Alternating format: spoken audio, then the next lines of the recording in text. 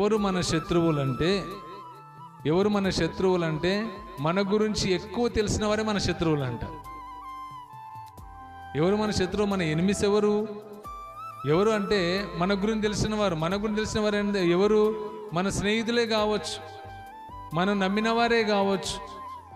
మనము నమ్మి మన స్నేహితులకు మన కష్టాలు, మన బాధలు, మన సీక్రెట్లను పంచుకుంటాం. వాళ్ళేనట నమ్మక ద్రోహులు, వాళ్ళే మన శత్రువులు అంట. ఎందుకు అనంటే అవన్నీ వారి దగ్గర పంచుకున్నప్పుడు మనం వారి దగ్గర బానిసలైపోతాం. మనం వారి దగ్గర మన యొక్క వీక్నెస్ అని పంచుకున్నప్పుడు అతన్ని వదిలిపెట్టలేము. అతడు తిట్టినా, కొట్టినా, కోపడినా మన పడవలసి ఉంటుంది అతని దగ్గర. ఎందుకు అనంటే ఒకవేళ అతని నుంచి మనం విడిపోతే మన రహస్యాలు బయటకు వారికి చెప్తారేమని చెప్పేసి మనం అతని నుంచి విడిపోవడానికి ఇష్టపడడం ప్రియమైన బిడ్డలారా. అందుకే మన రహస్యాలు, మన బాధలు, మన కష్టాలు